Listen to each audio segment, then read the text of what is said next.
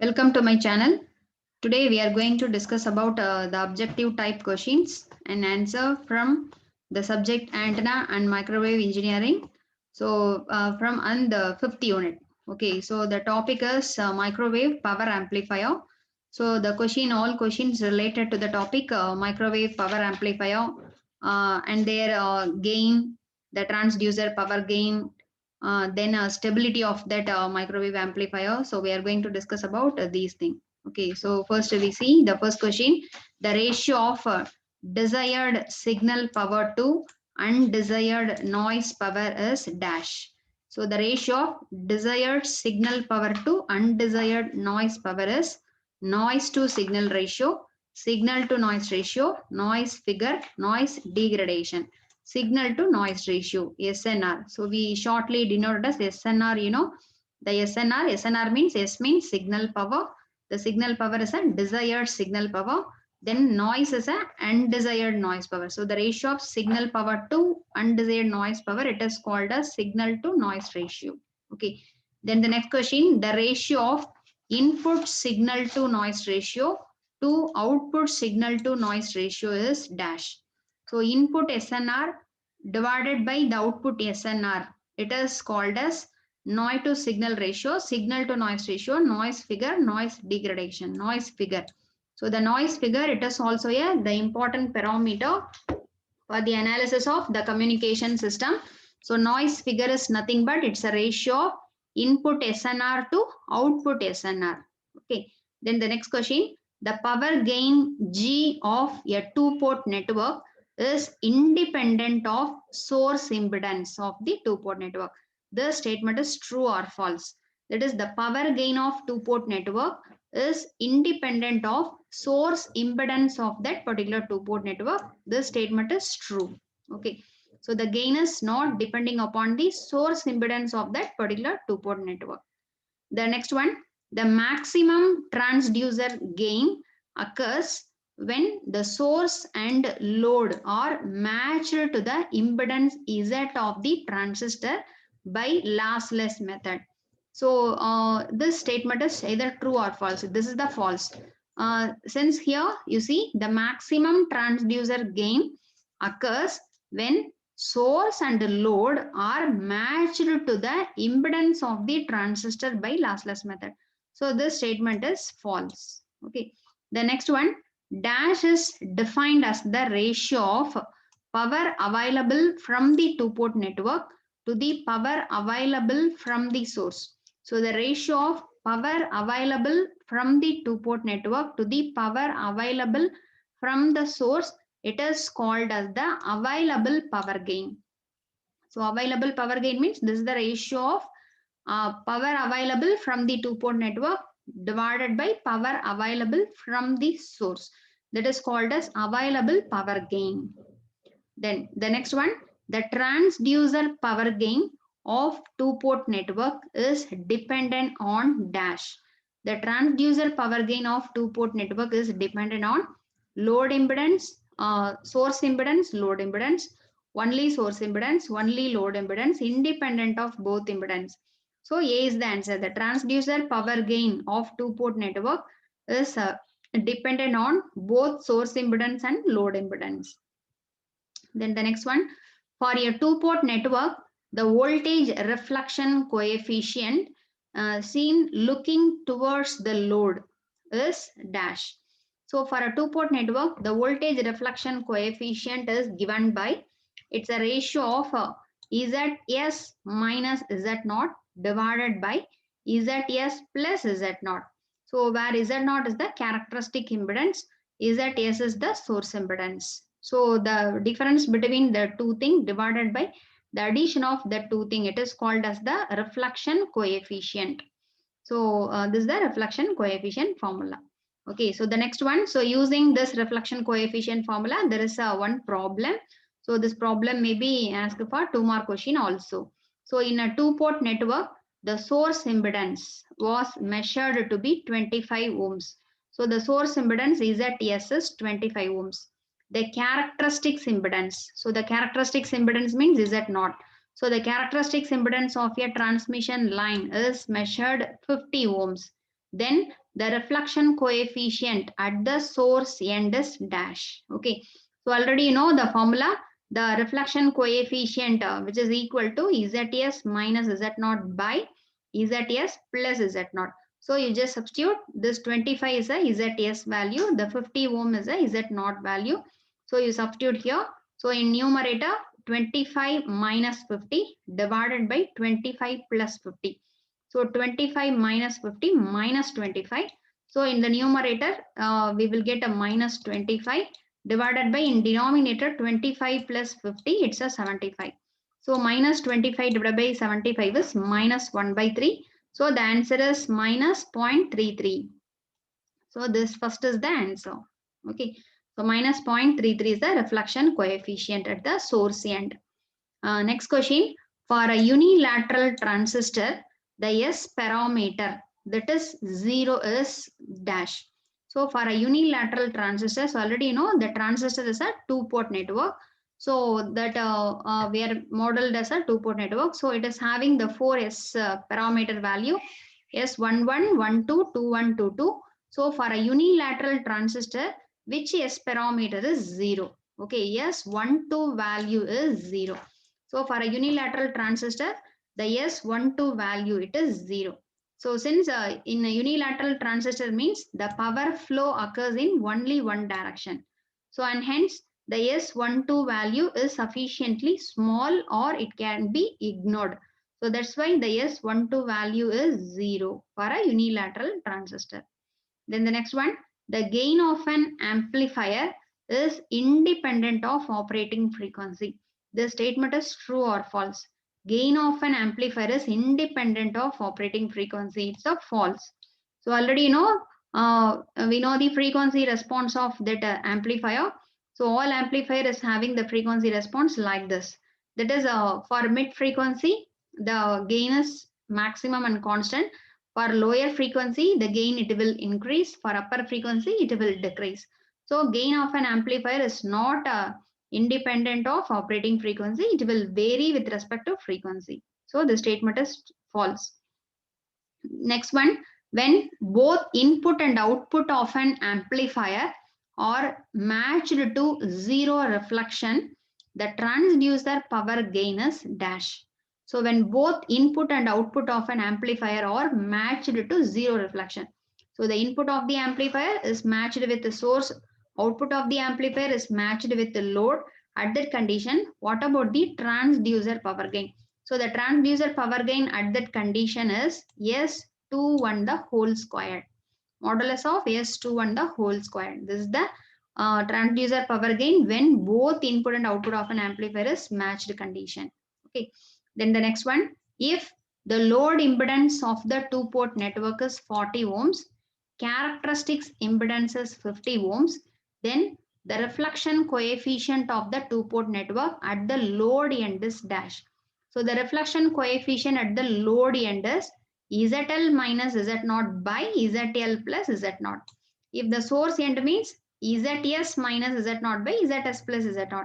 If you are measuring the reflection coefficient at the load end means ZL minus Z0 by ZL plus Z0. So you just substitute the value. Here the load ZL value is 40, Z0 is 50. So 40 minus 50 divided by 40 plus 50. So if you are substituting, we will get the answer is minus 0.111. So this is the reflection coefficient looking at the load end. Okay. So this is also one of the 2 mark problem. Then the next one, for a transistor amplifier to be stable. So for a transistor amplifier to be stable, either the input or output impedance must have a real negative part. This statement is true or false. The statement is true. For a transistor amplifier to be stable, either input or output impedance must have a real negative part. The statement is true. Okay, then the next one, dash condition if met, then the transistor can be impedance matched for any load. So dash condition, conditional stable, unconditional stability, infinite gain, infinite input impedance. So unconditional stability. unconditional stability condition if met, then the transistor can be impedance matched for any load. Okay, for any load condition, the impedance can be matched. This condition is called as unconditional stability. The next one, a network is said to be conditionally stable if dash. So for a conditionally stable network, so which one is the condition? So the reflection coefficient in input and output, the value, it should be both, it should be less than 1. So the reflection coefficient at the input side, it should be less than 1. In reflection coefficient at the output side, it is also less than 1. So this is the condition for conditionally stable network. Okay, so you just remember it. Eta in is modulus of eta in less than 1, modulus of eta out is also less than 1. The next one, stability condition of an amplifier is frequency independent and hence can be operated at any frequency. This statement is true. Okay, so stability condition of an amplifier is frequency independent. It can be operated at any frequency. Then the next one, for a unilateral device condition for unconditional stability in terms of S parameter is dash. So for a unilateral device, unconditional stability, the S parameter. The S parameter is modulus of S11 is less than 1, modulus of S22 is also less than 1. So both S11 and S22 value is less than 1 means that is the unconditional stability condition. The next one, if modulus of S11 greater than 1 or S22 greater than 1, the amplifier cannot be unconditionally stable. Yes, okay. Since for a conditionally stable, S11 value less than 1, S22 value also less than 1. Here both it should be greater than 1. So that is not a unconditionally stable. Then the next question, for any passive source termination, unconditional stability implies that for any passive source termination, the unconditional stability implies that the eta out value, it should be less than 1. So the output reflection coefficient, it should be less than 1 for any passive source termination. Okay. The next thing is the condition for maximum power transfer from transistor to output matching network will occur when dash. So maximum power transfer from transistor to output matching network will occur in which condition? In which condition means the eta out is equal to eta L complex conjugate. The reflection coefficient at the output side, it must be equal to the reflection coefficient looking at the load complex conjugate. This is the condition for maximum power transfer from the transistor to output matching network. The next thing, the input and output port of an amplifier are always matched to the impedance Z0. This is true or false? True. The input and output port of amplifier are always matched to the impedance Z0. This is true. Okay. Then the next thing, the frequency response of amplifier is wideband, narrowband, passband, none of the mentioned. The frequency response of amplifier is narrowband.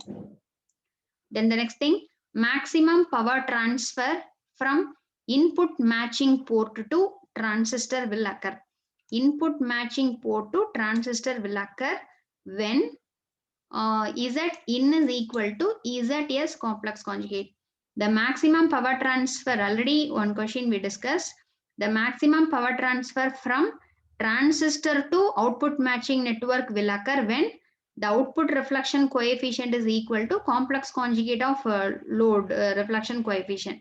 Okay, so here you see the maximum power transfer from input matching network to transistor will occur when this eta in is equal to eta S complex conjugate. The next thing, unconditionally stable devices can always be dash for maximum gain. Unconditionally stable devices can always be conjugate matched for maximum gain. Okay, to get maximum gain, that is conjugate matched. The next one, the maximum transducer gain for an amplifier is the same as the maximum gain of an amplifier. This is the true. The maximum transducer gain of an amplifier is same as the maximum gain of an amplifier. In terms of S parameter for a transistor, the transducer gain is given by the relation in terms of S parameter for a transistor. The transducer gain is given by, it's a ratio of S21 divided by S12. So the transducer gain is given by ratio of S21 divided by S12. It is called as the transducer gain of the two-port network. The next one, high gain is not achievable at a microwave frequency using BJT amplifier because dash. Okay, so high gain at a microwave frequency, if you are using BJT amplifier, means the high gain is not achievable because device construction, complex architecture, ports are not matched at a high frequency, none of the mentioned. Ports are not matched at a high frequency. So if you are using the BJT amplifier for high frequency application, that is microwave frequency, the gain is the gain we will not achieve the maximum gain since the ports are not matched at high frequencies. Next one, to flatten the gain response of transistor, which one is correct? That is we have to give the negative feedback to that particular amplifier. So already you know the effects of negative feedback. If you are introducing negative feedback in that amplifier, that increases the gain response. It improves the input and output matching conditions. It increases the stability. So that's why to flatten the gain response, we can give the negative feedback to that particular amplifier. Okay, so next one, in conventional amplifier, a flat gain response is achieved at the cost of reduced gain, but this drawback can be overcome by using dash. In conventional amplifier, a flat gain response is achieved at the cost of reduced gain, but this drawback can be overcome by using balanced amplifier. Okay, we can obtain the flat gain response using the balanced amplifier. Okay, then the bandwidth of balanced amplifier can be an octave or more, but is limited by the bandwidth of the coupler. The statement is true. Okay, so in order to achieve the flat high gain, the balanced amplifier use couplers to minimize the reflection. So in order to minimize the reflection, the balanced amplifier uses coupler. Okay, so that's why the bandwidth of balanced amplifier is octave or more, but it is limited by the bandwidth of the coupler. Okay, then the next question, dash are used in the final stages of radar and radio transmitters to increase the radiated power level. It's a power amplifier. So the power amplifiers are used in the final stage of radar or radio transmitter to increase the radiated power level. The next one, the important factors to be considered for power amplifier design is efficiency, gain, thermal effect, all of the mentioned. So the important parameters considered for the power amplifier design is all of the mentioned. Efficiency, gain, thermal effect, all these things are the important factors for the power amplifier design. Okay, the next one, amplifier efficiency is the ratio of RF output power to DC input power. This parameter determines the performance of an amplifier. It's a true or false? It's a true. So the power amplifier, the amplifier efficiency, it is nothing but it's a ratio of RF output power to the DC input power. Okay, DC input power. Then a gain of power amplifier dash with increase in operating frequency. So the gain of the amplifier decreases with increase in operating frequency. Okay, the silicon BJT amplifiers in cellular telephone band have the power added efficiency of up to 80%. But this efficiency drops quickly with increase in the operating frequency. So the next one, dash amplifiers or linear circuits where the transistor is biased to conduct over the entire range of input signal cycle. Class A, that is already the power amplifiers are classified into so many things. We discussed in electronic circuits too. Class A, Class B, Class A, B, C, and in which amplifier the transistor is biased to conduct the entire cycle of input cycle. Class A amplifier. In Class A amplifier, the conduction angle is 360 degree. For full input signal, the transistor is in conduction. Okay, so Class A. Then a Class B amplifier consists of dash transistor in order to conduct the input cycle over the entire cycle. Okay, two. Then in order to construct Class B amplifier, we are using two transistor. Since one transistor, it will conduct for one that is positive cycle. Another one transistor, it will conduct for the negative cycle. So in order to construct Class B amplifier, we have to need two transistors. We have to use two transistors to design. The next question, the power amplifier in the increasing order of efficiency is dash. So in Class A, Class B, Class C, so the efficiency of that amplifier is high for the Class C configuration when compared to B. Okay, that is Class A power amplifier is having less efficiency, 50%. The Class B is having 78.5%. Class C is having a high, better than this B. So Class A, B, C. This is the increasing order of efficiency. Then you see the behavior of transistor in power amplifier is unpredictable at all input signal level. It's a true or false? This is the false. The transistor behavior of transistor in power amplifier is unpredictable at all input signal level. It's a false. The next one, if the output power of amplifier is 10 volt, input power supplied to the amplifier is 0.229 volt, given that the DC voltage used is 38.5 volt, then the efficiency of power amplifier is dash. Okay. Here for one amplifier, the output power is given as 10 volt. The input power supplied is 0.229. The DC voltage used is 38.5. Then what about the efficiency? So the efficiency of the power amplifier is given by P out minus P in divided by P DC. So this is the formula for the efficiency of power amplifier. So what is the P out? 10. What is the input power? 0.229. So 10 minus 0.229 divided by PDC is 38.5. Okay. So if you want to convert into percentage means you just multiply with 100. So that's why we will get the efficiency is 25%.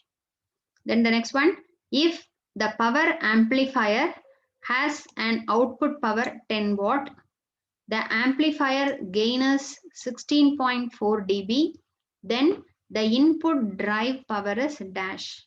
So the power amplifier has the output power is 10 watts, amplifier gain is 16.4 dB, then what is the input drive power? So already you know the gain is nothing but it's a ratio of output power by input power. Okay, so here the amplifier gain in dB is given. So you just convert this gain dB into ordinary number. Then using the output power and gain, you just calculate the input power. That is one of the method. Our other method is this input power is calculated by the output power in decibel minus gain in dB. Okay, you convert this output power 10 watts into gain. Then you subtract the two value means we will get the input power. Okay, you will get the value in gain. Again, you convert into number. So here the answer is we will get 229 milliwatts. Okay, so this is the input drive power. Okay, so these are all the some of the questions about the microwave power amplifier design and stability conditions. Then what is the reflection coefficient? So what are all the conditions for the conditions for the amplifier, power amplifier to be stable, unconditionally stable, and so on. Okay, so we will meet in the next video. So thanks for watching my channel. If you want to learn the previous videos, means I will give the link in the description box, and you can check in antenna and microwave playlist. So all videos are available for the previous 4 units. Okay, so you can use. So thanks for watching, and please subscribe my channel for more videos. Thank you.